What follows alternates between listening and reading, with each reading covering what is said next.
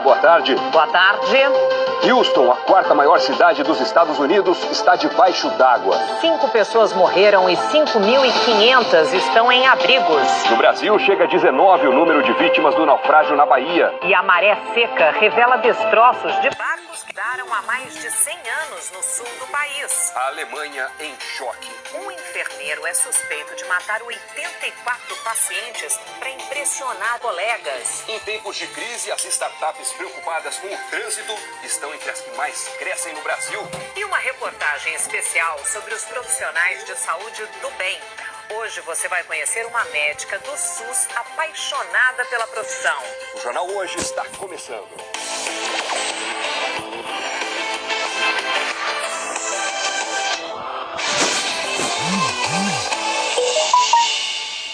Bombeiros encontraram o corpo da 19ª vítima do acidente com a embarcação Cavalo Marinho 1, que naufragou na Baía de Todos os Santos na quinta-feira passada. A reportagem é de Mauro Anchieta, de Salvador. Antes das 6 da manhã, um horário em que normalmente muita gente embarca de Itaparica para Salvador, um grupo de moradores da ilha impediu a saída das lanchas do terminal.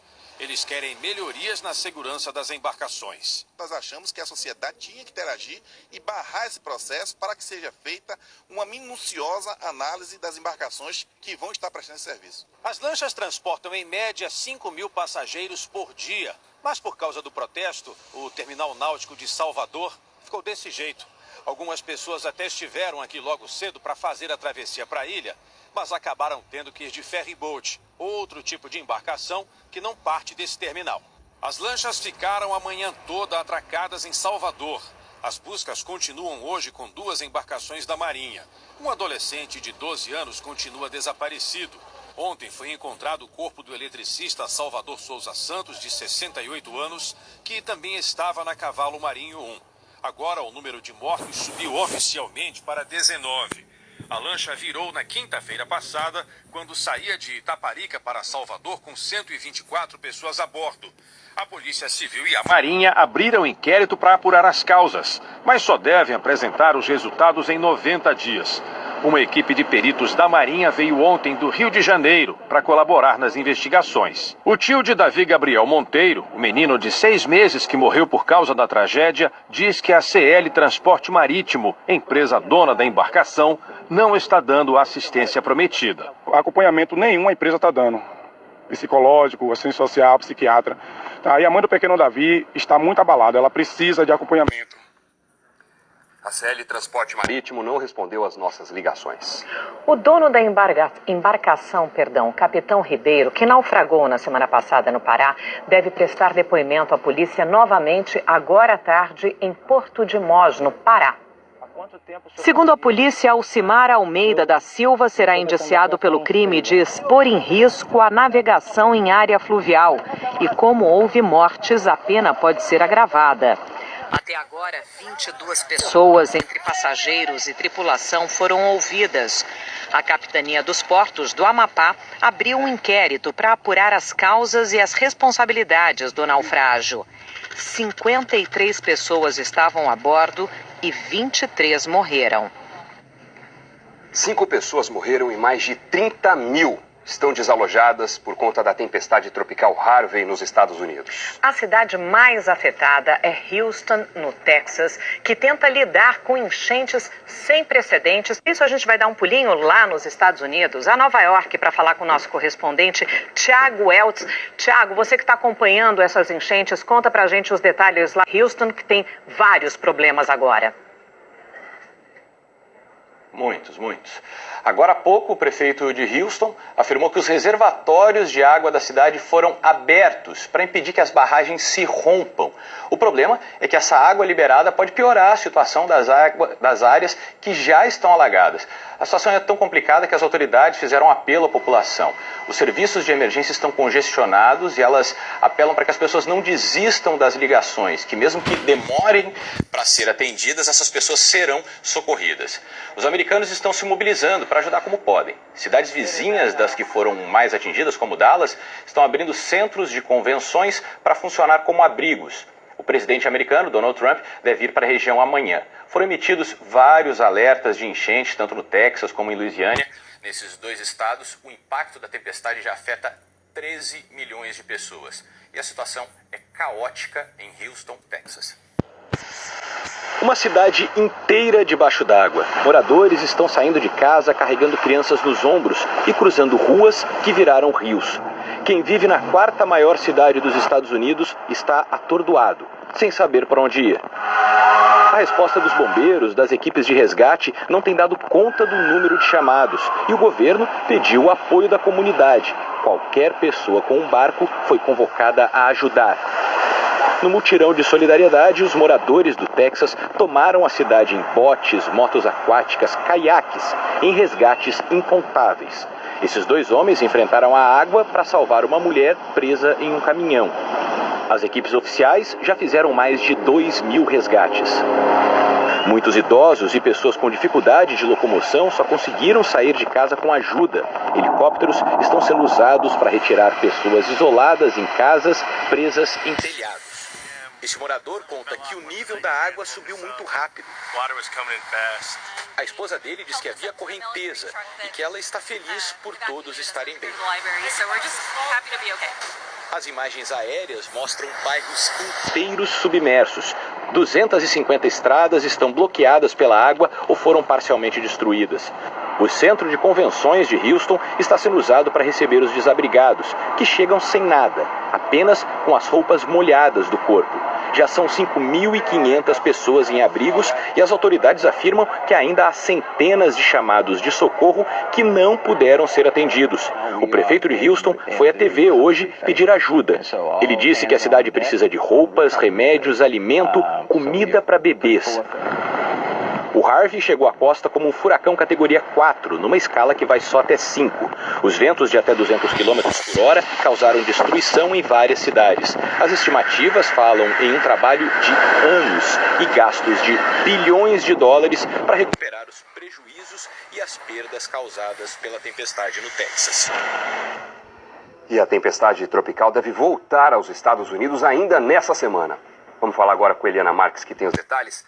Eliana, boa tarde para você. Boa tarde, Doni, Sandra, boa tarde a todos. Pois é, a gente recuperou as imagens de satélite de sexta-feira, quando o furacão Harvey atingiu os Estados Unidos. O furacão é essa área que a gente vê aqui redonda, né, girando bem rápido e colorida. Aliás, quanto mais colorida a imagem, maior a intensidade. O furacão já perdeu intensidade, agora foi classificado como tempestade tropical. Hoje está indo para o Golfo do México, mas na quarta-feira deve voltar aos Estados Unidos, entrando justamente pelo Texas, com ventos que podem variar entre 63 e 117 km por hora. A tempestade pode atingir novamente a cidade de Houston. Existe risco de enchentes entre quarta e quinta-feira e depois pode ir avançando para outros estados, passar pela Louisiana, também pelo Arkansas, Mississippi, mas à medida que ele vai avançando ao longo da semana, ele pode também ir perdendo intensidade. Mas essa perda de intensidade só deve acontecer mesmo mais para o fim da semana. Ok, Eliana, hein? Você volta ainda nessa edição agora, quando voltar, para falar sobre a previsão do tempo aqui para o Brasil, né? Combinado, até já. A gente volta já, então. Obrigada. Até já. Uma montanha desabou e soterrou uma vila no sul da China. 2 pessoas morreram e 25 estão desaparecidas. Um vídeo de celular captou o momento em que pedras enormes começaram a cair. Deslizamento de terra atingiu 34 casas. Até agora, as equipes de resgate conseguiram tirar 4 pessoas com vida debaixo dos escombros. As buscas pelos desaparecidos continuam. Aqui no Brasil, um fenômeno está chamando a atenção de quem está no litoral. Veja o porquê na reportagem de Wilson Kirsch. A praia de Caieiras, em Guaratuba, no Paraná, ganhou mais uma atração. Moradores e curiosos foram ver, registrar o pedaço do navio a vapor São Paulo, embarcação que nunca completou a viagem. Eu não sei quando teria outra oportunidade de essa maré assim tão baixa e que a gente pudesse chegar tão próximo. Isso que a gente está vendo aí é só um pedaço da proa. A maior parte da embarcação, a estrutura de ferro, foi vendida na época para uma metalúrgica de Joinville, em Santa Catarina. Sobraram as lendas e as histórias em torno do naufrágio. O vapor encalhou aqui em novembro de 1868, quando voltava da Guerra do Paraguai com 600 pessoas a bordo. Médicos e soldados feridos em combate. Pescadores ajudaram no resgate dos passageiros que se abrigaram em grutas nas rochas. O dono do navio era o marido da compositora Chiquinha Gonzaga, primeira mulher a reger uma orquestra no Brasil. E muita gente acredita que a artista também estava a bordo. De repente, Chiquinha Gonzaga já esteve em terras guaratubanas aí. O navio reapareceu no litoral do Paraná por causa da maré seca, uma combinação de fenômenos astronômicos e meteorológicos que ajudam a recuar a maré. Na praia do Pântano do Sul, em Florianópolis, esse fenômeno deixou à mostra os destroços do navio Guarará. A embarcação afundou há 63 anos e está a mais de 100 metros da praia. Em Santos, litoral de São Paulo, esses pedaços de navio apareceram semana passada na praia do Embaré. Por segurança, a prefeitura isolou o local. Segundo o pesquisador José Carlos Silvares, autor do livro Naufrágios do Brasil, existem mais de 1.000 navios encalhados na costa brasileira. Para ele, esses destroços são do vapor Glória, que encalhou em Santos no início do século XX. Em Brasília, uma paralisação dos motoristas e cobradores de ônibus pegou muita gente de surpresa. Passageiros lotaram os pontos de parada. Muitos tiveram que recorrer ao transporte clandestino, pagando o dobro da passagem. A decisão pela greve foi tomada sem anúncio prévio às empresas. A paralisação é por tempo indeterminado. Os grevistas querem aumento de salário. A Justiça atendeu ao pedido do governo de Brasília e já determinou que a circulação volte ao normal. A multa é de R$1 milhão por dia, caso a decisão não seja cumprida. O ex-secretário de Saúde, Sérgio Cortes, devolveu à Justiça R$4,3 milhões, cerca de R$13,5 milhões de reais. Ele é investigado por corrupção durante o governo Sérgio Cabral, do PMDB, no Rio de Janeiro, e está preso desde abril. A informação foi publicada pela Folha de São Paulo e confirmada pela TV Globo. A quantia transferida por Sérgio Cortes estava num banco nas Bahamas e antes passou por um banco da Suíça. Segundo os advogados de defesa, a transferência faz parte de uma confissão qualificada, na qual o réu barganha a redução de pena em troca de facilitar a devolução do dinheiro ilegal e explicar como foi obtido. O valor é bem menor do que os R$300 milhões que o Ministério Público Federal estima que foram desviados da saúde do Rio de Janeiro por Sérgio Cortes e outros acusados. Há 20 dias de deixar o cargo de Procurador-Geral da República, Rodrigo Janot disse que já é possível vislumbrar o fim da Lava Jato. Janot participou hoje no Rio do seminário E Agora Brasil, organizado pelo jornal O Globo. Eu acho que a Lava Jato não pode ser uma investigação permanente. Ela não existe por si mesma. A investigação não existe por si mesma. Ela tem um escopo. Eu acredito que agora, com os últimos episódios, a gente tenha chegado, a gente vislumbra o final. Nós temos já a linha traçada de até onde a investigação pode ir e até onde se espera que vá. Mas eu não acredito que ela deva ser uma investigação permanente, mesmo porque a sociedade brasileira e o Estado brasileiro não podem ficar refém de uma investigação eterna. O Conselho de Administração da JBS enviou à Comissão de Valores Mobiliários um comunicado em que defende a permanência de Wesley Batista na presidência da empresa. Há 2 semanas, o BNDES Par, que é o segundo maior acionista da JBS, defendeu a saída de Wesley Batista e anunciou a intenção de processar Wesley e o irmão Joesley por danos à empresa. Os dois provocaram um terremoto político no Brasil, com a delação premiada que revelou pagamento de propina a dezenas de políticos e outros agentes públicos. Quase metade dos eleitores do Amazonas anulou o voto, votou em branco ou não compareceu à eleição de ontem, que escolheu o novo governador do estado. Amazonino Mendes, do PDT, venceu o segundo turno com mais de 59% dos votos válidos. Eduardo Braga, do PMDB, conseguiu 40%. Votos nulos em branco e abstenções somaram mais de 40%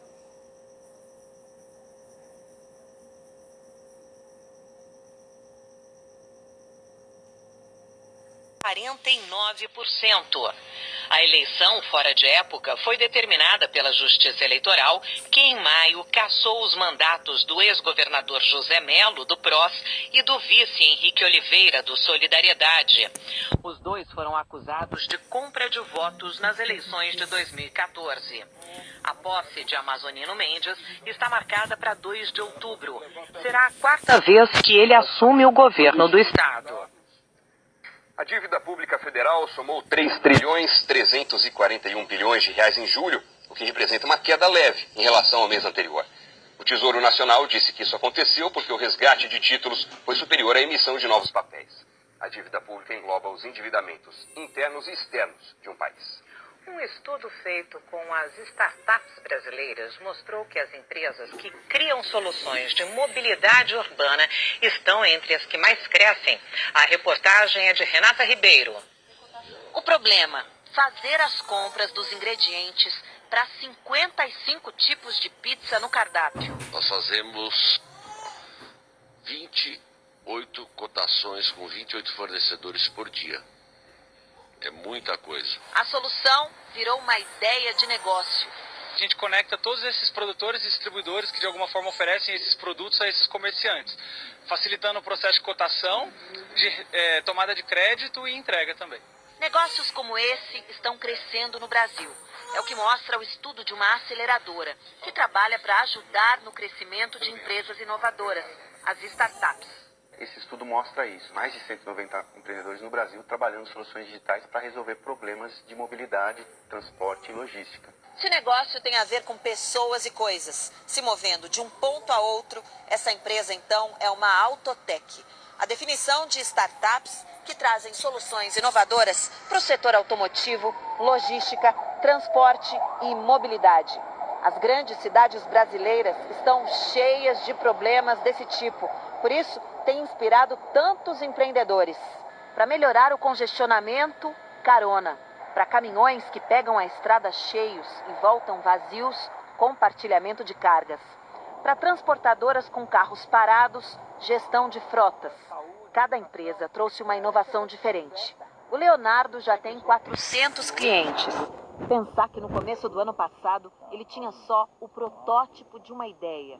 Em 10 meses conseguiu R$1 milhão de investimento. Mobilidade urbana é um grande problema hoje e quando a gente consegue diminuir o número de veículos nas ruas, otimizar o processo das entregas, né? Fazer com que as empresas trabalhem de maneira mais eficiente, reduzindo o custo e aumentando a qualidade do serviço apresentado, não tenho dúvida que isso vai atrair a atenção de empresas e de investidores. 50% dessas soluções surgiram nos últimos 2 anos. Então, isso é só o começo, vem muita coisa boa por aí. E tem dinheiro para esse tipo de iniciativa? Tem dinheiro. Todo mundo sabe que mobilidade e transporte é um problema que precisa ser resolvido. E onde tem problema real, os investidores colocam dinheiro. Criatividade e empreendedorismo ajudando a resolver problemas de mobilidade, né? Em Piracicaba, no interior de São Paulo, mais de 2.000 pessoas passaram amanhã em uma fila atrás de emprego. São apenas 240 vagas para uma nova unidade de um supermercado. A fila começou a se formar de madrugada. As vagas são para várias funções, como operador de caixa, nutricionista e empacotador. Numa semana decisiva para a votação da reforma política, o deputado André Fufuca, do PP do Maranhão, deve assumir amanhã a presidência da Câmara pela primeira vez. Veja na reportagem da Flávia Alvarenga. O presidente da Câmara, Rodrigo Maia, assume o Palácio do Planalto amanhã. É que o presidente Michel Temer vai para a China apresentar o novo programa de privatização que inclui a Eletrobras, aeroportos, rodovias e a Casa da Moeda. Na comitiva vão ministros e pelo menos 6 deputados. Entre eles, o vice-presidente da Câmara, deputado Fábio Ramalho, do PMDB, substituto de Rodrigo Maia. Assim, a presidência da casa fica com o segundo vice-presidente, o deputado André Fufuca, do PP, que tem 28 anos e exerce seu primeiro mandato na Câmara. Hoje cedo, André Fufuca se reuniu com Michel Temer e Rodrigo Maia no Palácio do Planalto. Ele disse que Maia pediu para seguir o cronograma. Nesta semana tem votações importantes, como a da reforma política, que ainda precisa de acordo.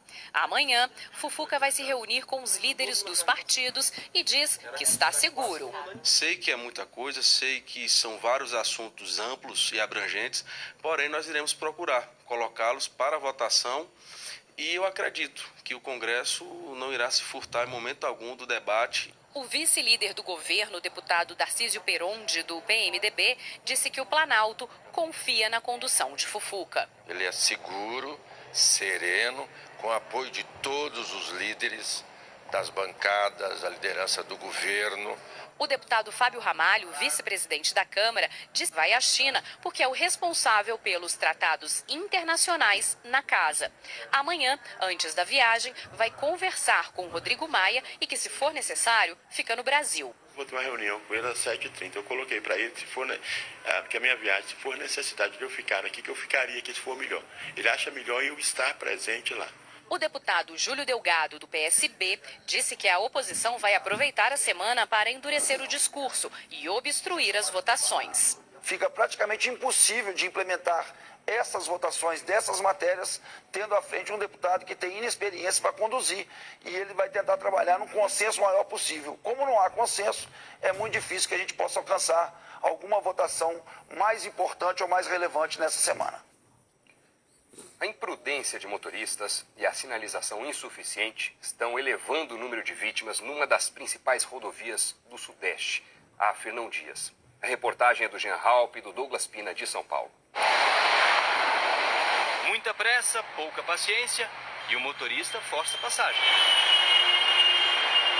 2 quilômetros adiante, essa história termina assim. O cara veio correndo aí que nem louco, jogou na frente e freou, mano. Aí o caminhão vinha muito rápido, não conseguiu parar, bateu.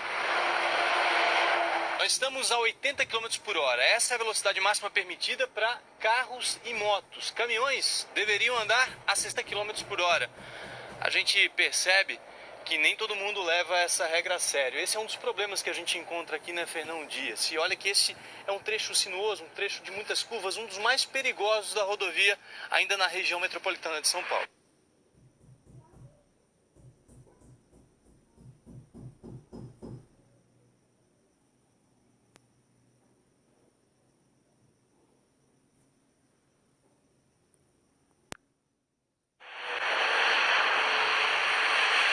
Mil veículos circulam diariamente entre São Paulo e Belo Horizonte.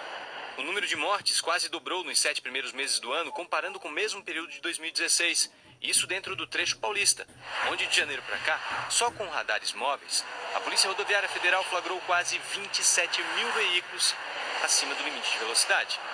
Este motociclista, por exemplo, estava a quase 230 km por hora. A Polícia Rodoviária já identificou os pontos críticos e solicitou a instalação de mais 13 radares fixos no trecho de São Paulo. O pedido foi feito em 2015, como mostra este documento. São pedidos que estão para aprovação na agência reguladora. Para aprovação necessita de estudos, já estão protocolados e estamos aguardando a inserção desses radares no contrato. O radar móvel, ele não é onipresente, você não consegue estar com ele nos locais, em todos os locais da rodovia que demandam, uma fiscalização mais incisiva de velocidade. A rodovia tem ao todo 570 quilômetros, corta 33 cidades de São Paulo e de Minas. Está na mão da iniciativa privada há quase 10 anos, mas quem passa todos os dias por aqui reclama. Caminhões andam ali a 100, 120, muito mais. A gente tem muito medo ali. Fernão Dias está muito perigosa. A ANTT, a Agência Nacional de Transportes Terrestres, disse que os radares fixos que funcionam hoje na rodovia Fernão Dias são os determinados no contrato de concessão. Sobre o pedido da Polícia Rodoviária, a agência disse que não consegue encontrar um pedido de 2015 sem o número de protocolo do documento. A Polícia Militar de São Paulo vai investigar a conduta de PMs filmados espancando jovens que participavam de um baile funk. As imagens feitas por celular mostram o momento em que o grupo de jovens é aparentemente encurralado pelos PMs. Mesmo caído e sem esboçar reação, Paz é espancado pelo PM, que usa um cacetete. A polícia militar disse que foi chamada porque os jovens estariam depredando lojas do bairro, mas afirmou que vai analisar essas imagens que a gente acaba de mostrar para tomar providências. E a polícia alemã suspeita que um enfermeiro tenha matado 84 pacientes com doses excessivas de remédios. As autoridades afirmam que ele fazia isso para tentar ressuscitar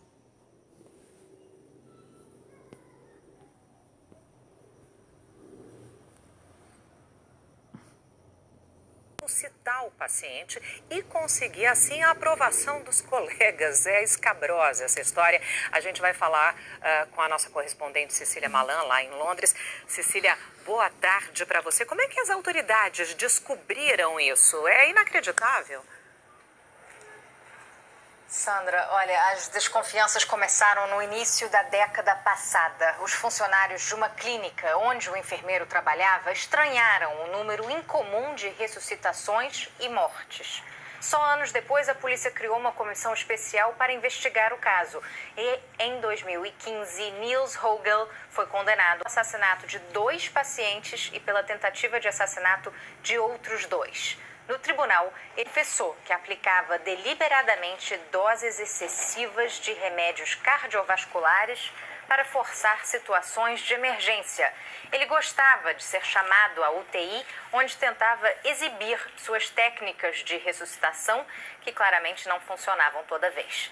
Niels, hoje com 40 anos, cumpre prisão perpétua. A investigação continuou, com análise de registros médicos e exumações. Os policiais anunciaram hoje que encontraram traços do remédio em mais 84 corpos. Todas essas vítimas foram atendidas por Niels entre 1999 e 2005, tempo em que ele trabalhou numa clínica em outro.